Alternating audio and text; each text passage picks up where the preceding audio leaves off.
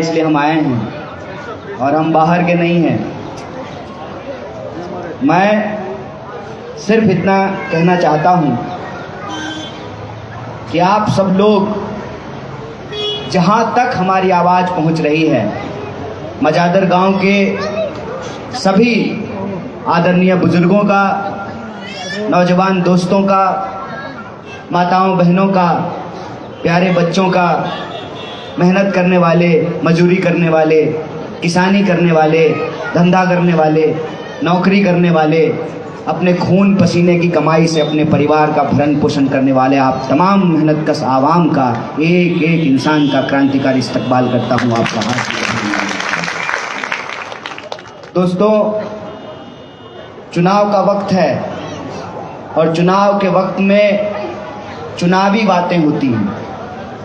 आपने आज तक अपने तजुर्बे में ये नहीं देखा होगा कि चुनाव के मौसम में कोई ऐसी पार्टी मिला हो, कोई ऐसा राजनीतिक कार्यकर्ता मिला हो, कोई ऐसा नेता मिला हो जो अपने बारे में खराब बात कर रहा हो। हर कोई कहता है, जैसे आप जाते हैं मार्केट में सब्जी खरीदने के लिए, हर सब्जी वाला अपनी सब्जी को ताज़ा बताता है। भले जो है वो सब्जी 3 दिन पुरानी हो, वो सब्जी जो है पीला हो गया हो, सब्जी सड़ गया हो, फिर भी जो है लोग अपने सब्जी को ताज़ा बताते हैं। कोई अपने दही को खट्टा नहीं कहता है, कोई नहीं कहता है कि हमारा कैंडिडेट बुरा है। लेकिन मैं जो आपको कहने के लिए जा रहा हूँ, आप नहीं खरीद पाते हैं ना तो चैनल ही खरीद लेते हैं। ठीक है, कहते हैं कि दौर होता है हर चीज का। जब यहाँ पे माउंटबेटन आया था ना, तो उसको नहीं लगता था कि ब्रिटिश राज कभी समाप्त होगा। जब लॉर्ड कर्जन आया था, तमाम जब अंग्रेज के अफसर आए थे और घोड़े पे चलते थे ना, तो उनको अंदाजा नहीं था कि नंगे पांव चलने वाले लोग, खाली बदन अपने खेतों में खून पसीना बहाने वाले लोग किसी दिन उससे डरना बंद कर देंगे और उनके टैंक के सामने खड़ा होकर के कहेंगे, अंग्रेजों भारत छोड़ो, हमको स्वराज चाहिए। होता है, लगता है, जब आपको सत्ता मिल जाती है ना, तो अहंकार हो जाना स्वाभाविक है। और सत्ता का अहंकार देखिए कि चुनाव अभी हुआ भी नहीं है, अभी एक ही फेज का चुनाव हुआ है।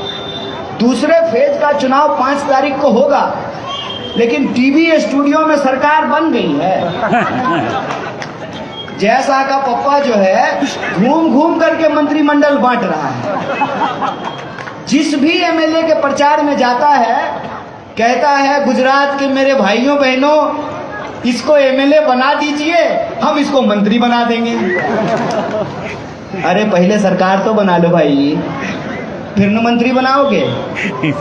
इसको कहते हैं सत्ता का घमंड, क्योंकि उनको ये लगता है कि इंसान अपनी सारी समस्याओं को भूल जाएगा। रोजी का सवाल, रोटी का सवाल, शिक्षा का सवाल, बीमारी का सवाल, सड़क का सवाल, सब सवाल भूल जाएगा। अगर इंसान को उसकी भावना भड़का करके, उसके मन में नफरत पैदा करके, उसके मन में डर पैदा करके अगर इंसान को आपस में लड़ा दिया जाए, तो लोग रोजी रोटी का सवाल भूल जाएंगे। ऐसा काम हो रहा है, ऐसा काम पिछले 27 साल से हो रहा है। इसीलिए तो चुनाव 2022 में हो रहा है और गाना 2002 का बजा रहा है। इसीलिए हो रहा है ना।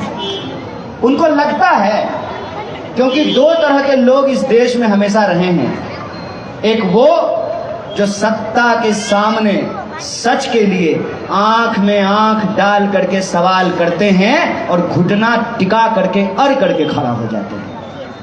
चाहे उनके ऊपर टैंक चला दिया जाए, घोड़े दौड़ा दिए जाएं, हाथियों से उनका सर कुचल दिया जाए। और आजकल तो हम लोग साइंटिफिक टेक्नोलॉजिकल रेवोल्यूशन में जीते हैं ना, तो आजकल नकली वीडियो बना करके लोगों को जेलों में ठूस दिया जाता है। ये होता आया है। लेकिन दूसरे वो लोग भी होते हैं जो सत्ता के साथ चाय पे चर्चा करने लगते हैं। आजादी के आंदोलन के दौरान भी दो तरह के लोग थे। एक वो जो अंग्रेजों के खिलाफ जंग लड़ रहे, एक वो जो अंग्रेजों से पैसे लेकर के अंग्रेजों के लिए चापलूसी कर रहे थे, अंग्रेजों के लिए जासूसी कर रहे थे। आज 21वीं सदी में 2022 में भी दो तरह के लोग हैं। एक वो हैं जो लोभ और डर के चलते सत्ता के साथ हाथ मिला देते हैं। दूसरे वो लोग हैं जिनका ईमान बिकाऊ नहीं है, इसीलिए वो सत्ता के आंख में आंख डाल करके सवाल पूछते हैं कि रे भाई, परिवारवाद पे भाषण देते हो तो ये बताओ कि अमित शाह के बेटे को बीसीसीआई का सेक्रेटरी क्यों बनाए हो? ये बताओ कि 45 साल में देश में सबसे ज्यादा बेकारी क्यों है? ये बताओ कि 22 बार गुजरात के अंदर प्रश्न पत्र लीक क्यों हुआ है?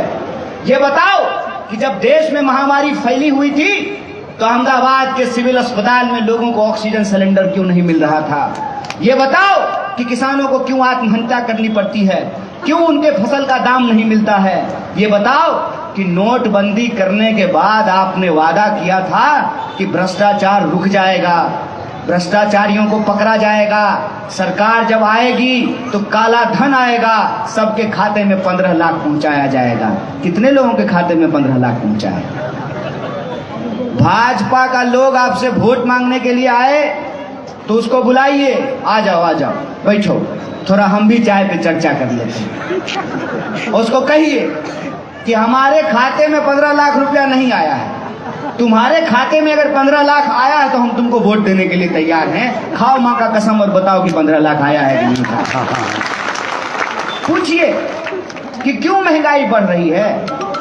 एक मैडम है स्मृति ईरानी, मैं चाहता हूं कि बुरा दिन फिर से आ जाए, 400 रुपए में सिलेंडर मिलने लगे और सिलेंडर लेकर के स्मृति ईरानी अहमदाबाद की सड़कों पे प्रदर्शन करना शुरू कर दें। 1000 का सिलेंडर मिल रहा है और स्मृति ईरानी जी प्रदर्शन नहीं कर रहे हैं, राहुल गांधी को ढूंढ रहे हैं। एक बात याद रखिएगा, और हमको सत्ता की चापलूसी कर